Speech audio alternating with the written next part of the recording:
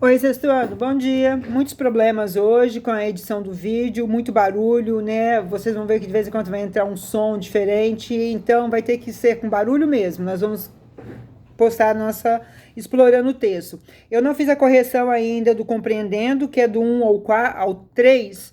Por quê? Porque tem muita gente, como eu postei no grupo, que ainda não resolveu. Então, vou dar um tempinho a mais e vou fazer a correção de vocês. Explorando a história em quadrinho, então ali nós vemos a história ali do Chico Bento, né?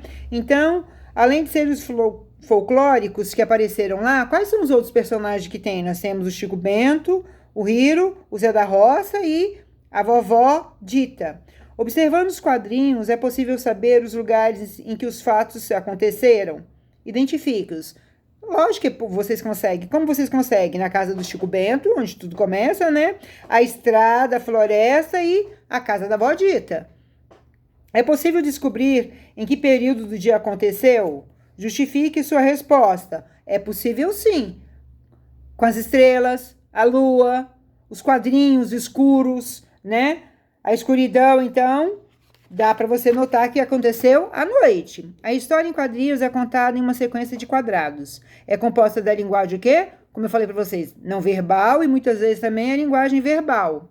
Na HQ lida, embora predomine a linguagem não verbal, qual é a importância da linguagem verbal? A linguagem verbal sempre vai complementar a não verbal, tá? Elas vão constituir o sentido do texto. Em uma HQ predominantemente verbal, a história pode ser apresentada com um diálogo ou um monólogo. Diálogo, quando duas ou mais pessoas conversam. Monólogo, mono, apenas uma pessoa fala. Na HQ lida, ocorre algum monólogo? Então, vamos lá ver. Aonde que nós temos? Tem monólogos? Tem sim. No quadrinho da página 72, o primeiro e o segundo quadrinho da 72. Na página 73, primeiro quadrinho. Na página 70, né? Na 74, 1, 2, 3 e 5 quadrinhos da página 75. Então, tem sim.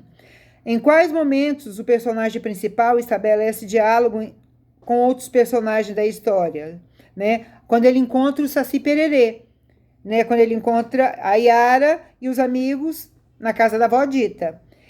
Em alguns momentos na HQ aparecem recursos de linguagem que representam sons. Lembra? Nós já vimos, são onomatopeias, né? Quando ele faz esse bong, é o quê? É a pisada na cabeça da Yara. Barulho do fantasma. Pesquisa em gibis outros exemplos de onomatopeia. Tem o quê? Vrum, barulho do carro, que vocês veem, né? Barulho da porta se abrindo, tá vendo? São outros exemplos. Ao longo da história, as expressões fisionômicas de Chico Bento foram mudando. Reveja alguns trechos do HQ, né? Qual é essa expressão aí, né? De preocupação, né? Apreensão, né? E aí depois ele tá o quê? Ele tá irritado demais. E quando ele encontra o Saci, ele leva um susto. E quando o fantasma passa por ele, ele olha assim, ó, tô nem aí. É o quê? Desprezo.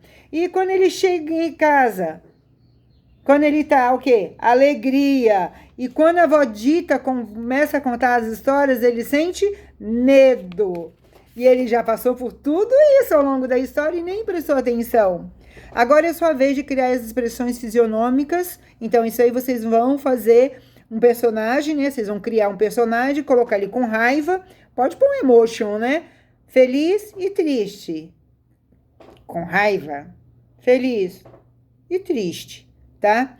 Nos HQs, geralmente, as falas dos personagens indicam por balões. Observe o segundo e terceiro quadrinho da página 74. Nele, Chico Bento conversa com a personagem Yara. Tá vendo? Yara! Aí ele fala, com licença. O que o balão da fala de Yara expressa? Ela tá gritando. Tá vendo? Balão todo, né? E as letras grandes, né? E o balão do Chico Bento, né? Uma fala natural, com licença. Olha a diferença de um balão para o outro. Agora vocês vão observar histórias em quadrinhos, né, da fala. E lembre-se que, conforme a intenção do personagem, as letras empregadas podem variar de tamanho, cor e formato. Você irá produzir as falas da página 81 para mim.